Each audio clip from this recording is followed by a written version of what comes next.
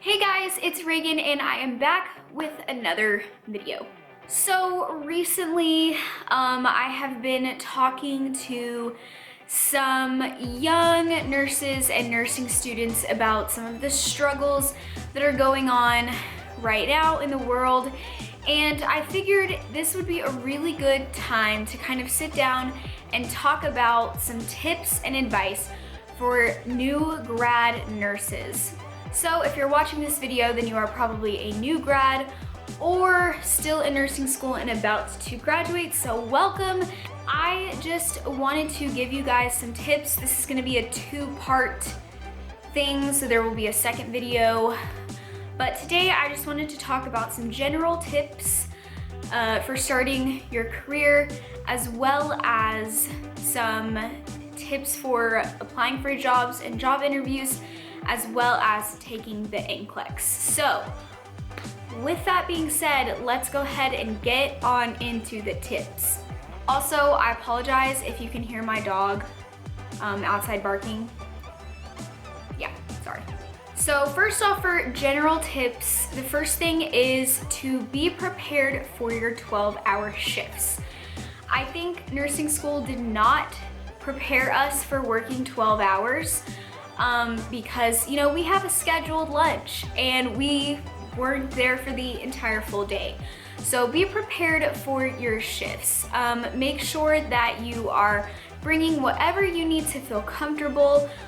Make sure that you have what you want to have at your workstation, whatever you need to do to feel comfortable.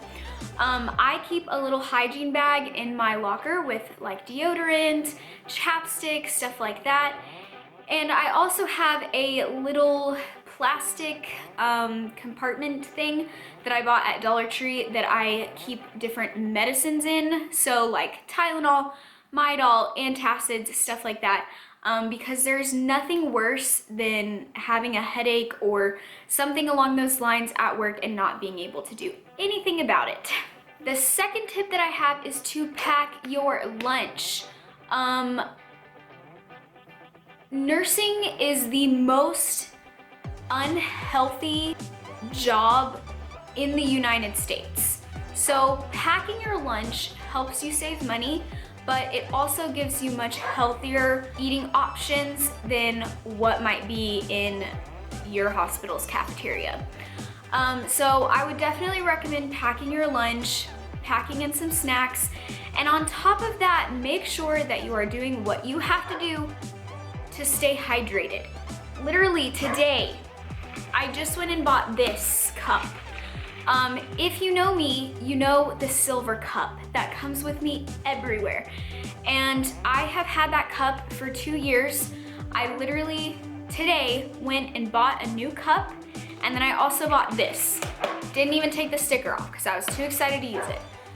But this is going to be my new work cup. So this will come with me to work so that I stay hydrated. This one is 48 ounces. That silver cup was only 24. So now I am making sure that I'm drinking plenty of water while I'm at work. The third tip that I have could be interpreted wrongly. So I'm just gonna say this and be done. But the third tip that I have for you is to set boundaries. Set boundaries with yourself, set boundaries with your managers, set boundaries with your coworkers and your patients. If your manager calls you on your day off and asks you to come into work, you do not have to say yes. Overexerting yourself and overcommitting yourself leads to burnout, like early burnout. I mean, I am a new nurse, less than a year, and a lot of crappy things have happened.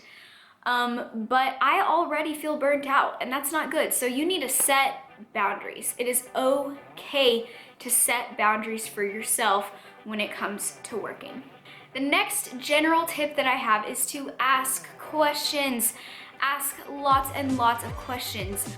I think sometimes we get scared to ask questions because we don't want to seem in the way, we don't want to be annoying, we don't want to blah blah blah, but I would much rather ask a question and go about taking care of my patients safely because I know what I'm doing than not ask a question and something go wrong, if that makes sense.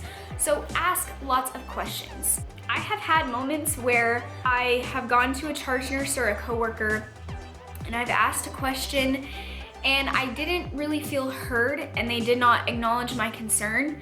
And so I said, you know what, that's okay, I'm gonna go ask somebody else. Like, I did what I had to do to get the answer that I needed.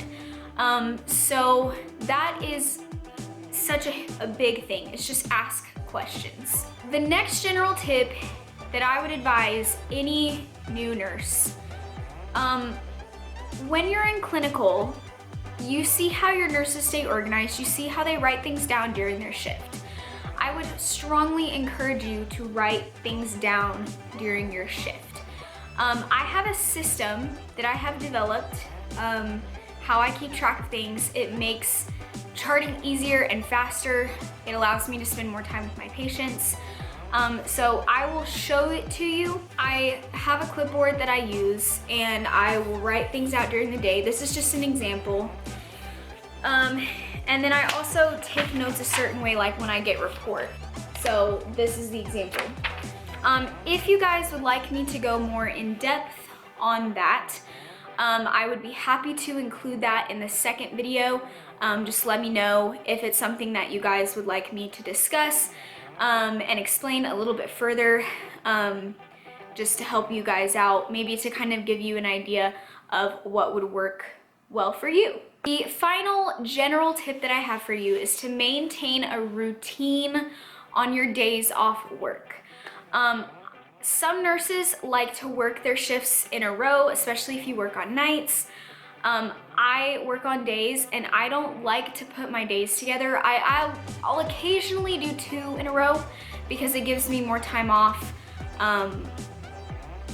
in a row, but I typically spread my days out. And so that means that it is really beneficial for me on my days off to still get up early, to have my routine. Like, I get up, I go to the gym, I come home, I take my dog on a walk. You know what I'm saying? So it's very important that you maintain a routine. It keeps you motivated, it keeps you moving, it keeps you healthy. And that is like the best thing that I can do mentally for myself, is to maintain a routine on my days off. All right, so those are kind of the general tips that I have for you, but now I want to talk a little bit about applying for jobs and job interviews and stuff like that. When it came time for me to apply for jobs, I was given the advice by someone, which I'm going to share with you, but that is, what is more important to you? Where you work or when you work? I cared more about working on days. I wanted a day shift position.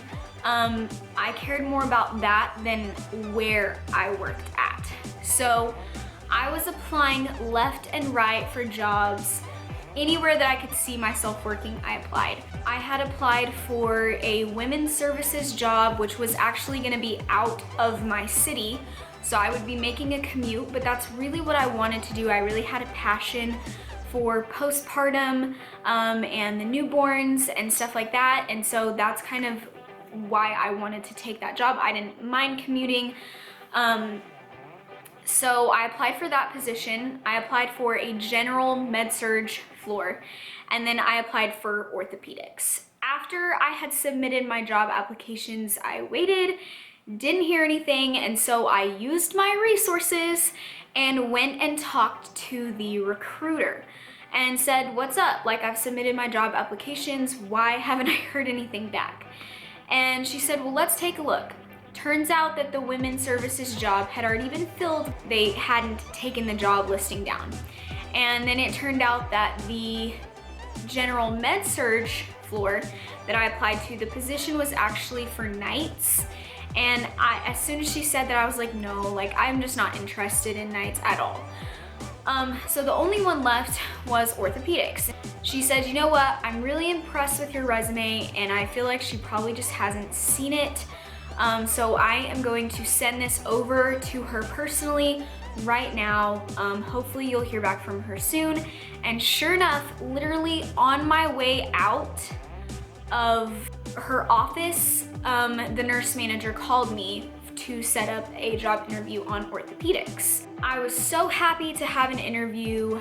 I had applied for a couple other positions and was just kind of waiting to hear back. So set up an interview. I was absolutely terrified for this job interview because that was like the first job interview, like big girl job that I've ever had. I made sure to dress professionally. My hair was really short at that time. This is like a year ago. And so I had it nicely curled away from my face.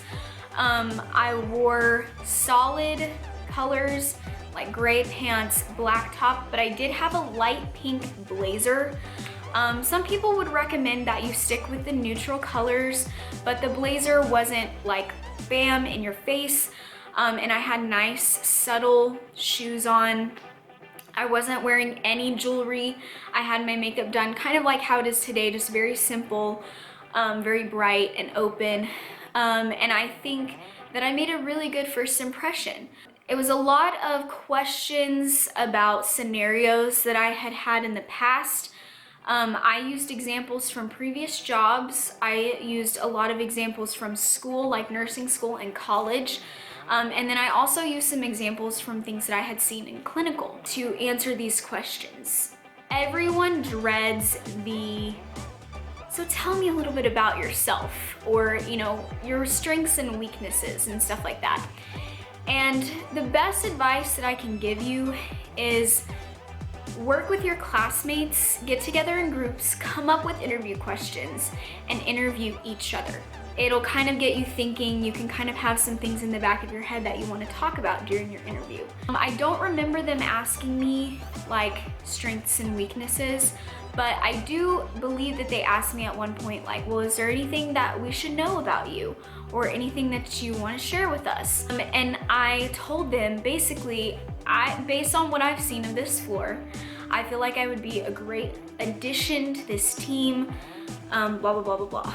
I don't want to say like add some floof in there because I don't want you to lie, but I do think adding a little bit of, I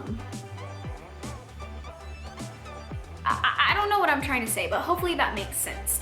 Don't lie, but you want yourself to look like you will be a good fit on that floor. Even if you have applied to 6 other floors, that's okay. That's okay. Play on each floor's strengths and weaknesses. After the questions were over, the nurse manager told me a little bit about the floor, kind of what they focused on and specialized on, and she gave me the opportunity to ask questions. I would strongly suggest that you have questions ready. Things like, what is the nurse to patient ratio? Things like that, that you want to know about the floor. Have some questions. It shows that you're interested, and it shows that you are doing your research. Be familiar with the hospital's mission statement and stuff like that before you go into your interview. I think the biggest tip too for the interview, aside from like, dressing professionally and presenting yourself professionally, is don't get too caught up in being nervous. It's okay. These people, they see a lot when they're interviewing, and as long as you come across as professional and standing out in a good way, you've got a lead compared to your peers. So that is a really important thing. When I went in for that job interview, she actually offered me the job on the spot.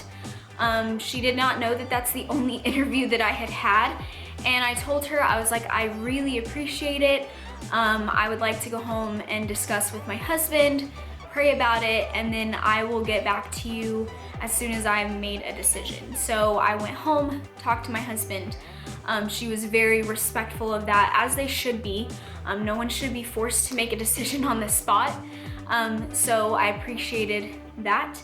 And I went home, we talked about it, we prayed about it, and the next day I called her and told her that I accepted the job.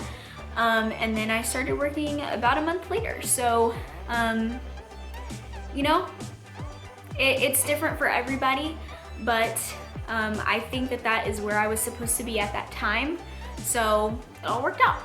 So that's kind of my experience with job interviews and applying. Obviously, everybody has different experiences, but that's kind of what that experience was like for me. Now, I want to talk a little bit about the NCLEX. Oh, the NCLEX. I literally told my family, I was like, I need you guys to quit saying the term NCLEX. Like, just say like the test that shall not be named, you know, or something like that, because I stressed myself out. Let's talk about what I did right and wrong, my experiences with studying and prepping. I've had a lot of people ask me, how long should I wait before I take the test after I graduate? Some of my classmates took the test 2 weeks after they graduated. Everything was fresh on their brain. That's cool. Those people typically were the ones that test really well. I do not test very well. And I knew that there was a lot of information that I needed to cover and review before I went in to take my test. So I scheduled my NCLEX for 6 weeks after I graduated. This allowed me to take a week off, literally. Right after I graduated, I took a week off. I did not do anything involving school at all. I did not study, I did not open a book, I did not watch videos, I didn't do anything. And that was actually really helpful for me. It helped me to relax and chill, spend some time with my family and my husband. And it was really nice, actually. Once that week was up, I hit the books, and my plan was, I had an NCLEX review book that I borrowed from my sister-in-law. And the issue was, I decided that it would be a good idea to read that entire book front to back. Ooh, bad decision. Such a bad decision.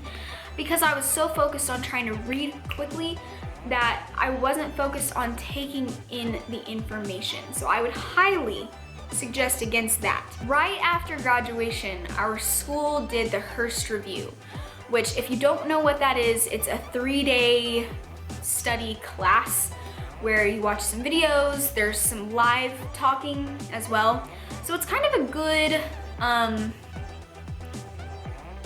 it exposes you to material in lots of different ways, and it's a really good recap of nursing school in general. But the only problem is you're going over this info in 3 days. Nursing school is 2 years, so that is a lot of info to cover in 3 days. We ended up having to leave the review and do some things at home on our own. And we weren't too happy about that. I was like, I'm paying like several $100s for this review to go home and have to teach myself. But overall, I think that the material you get online through the Hearst Review is also beneficial. Kind of allows you to review everything at your own pace. So, you know, I would do some research on the different reviews. I've also heard good things about UWorld. So either Hearst or UWorld, those are the ones that I hear a lot. So, you know, pick which one you think would be best for you. But I would highly suggest doing a review of some kind. When I started studying on my own, I realized very quickly that what I was doing was not beneficial. And so I made some changes. I decided to go through the book, go through the table of contents, and I highlighted some of the chapters that I wanted to emphasize and like focus on. Maybe things that I really needed some refreshing on, wasn't too familiar with, that kind of thing. So I prioritized the content that I wanted to go over. But instead of focusing on reading and focusing on shoving as much information into my brain as humanly possible, I focused on getting better at taking tests, because I am not a good test taker. I'm smart, you're smart, but the issue is that I'm not good at sitting down and answering questions for a test. So I wanted to get better at taking tests so that I could go in there and confidently answer questions. So that's what I did, is I focused a lot on practice questions. And if I read a question and I was like, excuse me, what? I would go back and I would find the answer. Instead of guessing, I would find the answer. I didn't grade myself, I didn't mark it wrong. I just kind of went through one question at a time, broke it down, looked for the answer if I needed to find it, and then checked if it was correct or not, and then I moved on. I think that that was the most beneficial thing that I did. So I would highly suggest, if you are anxious for the NCLEX and you don't test well, that is the biggest tip that I have for you, is to do practice questions. I would review lab values. Pharm is hard because there are so many meds. I mean, literally so many meds. It is impossible to learn every single medicine. So focus on classes. Focus on learning classes. And big info that you need to know about all beta blockers, or all narcotics, or, you know, kind of group things together when it comes to studying pharm. When I went in to take my test, I had in the 4 to 5 days leading up to the test, I had so many legitimate like anxiety attacks. It felt like it never ended. I was having such a hard time sleeping and focusing. I was so stressed out. I had classmates fail the NCLEX, but you know what? They took some time, they studied, they got in the right mindset, they went back, they retook it, and they passed. I finished my test at like 147 questions. And so that's twice, you know, the required thing. I didn't expect it to shut off at 75, I didn't. But I was shocked. Like every 10 questions, I was like, oh my gosh. But every 10 questions, I would take a breath, take a minute, sit back in my chair, twiddle my thumbs, and then zone back in. Just to kind of keep myself from losing focus, because you sit there and you're just like clicking through these questions and you get so tense. And so just take a couple seconds every now and then. It's okay to take a breath.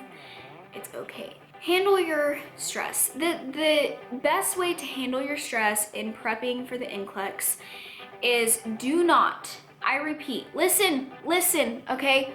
Do not study for like 12 hours a day, okay? I would suggest 2 to 4 hours a day of studying. That's it, 2 to 4. If you want to do 2 in the morning and 2 in the afternoon, that's great. Give yourself breaks, but do not sit in a chair and study all day. It is possible to overstudy. It is, and it's a thing, and I did it, and it sucks. So don't do it. Do not overstudy. Limit your study time so that you don't get too overwhelmed. So that is probably the biggest tip that I can give you, is to take breaks, to let yourself relax. Spend time with your family. It's gonna be okay. Whew, that was a lot. I talked for a very long time. I hope that this video was helpful for you guys. I hope that you learned some things. In the next video, if you guys want, I will kind of show more in detail how I stay organized during my shifts. I'm also gonna talk about working with physicians and coworkers and skills, learning new skills. So kind of more focused on actually working and being in the role of a nurse, as opposed to this kind of like pre-stuff that I talked about today. If you enjoyed this video and it was helpful for you, please give it a thumbs up. Make sure that you subscribe so that you don't miss the second video. And yeah, I hope that you guys are having a great day. I'm always here if you guys need to reach out for some support. Please feel free to DM me on Instagram. I will put my handle on the screen and down below. And yeah, that's pretty much it. I hope that you guys have a great day. Bye.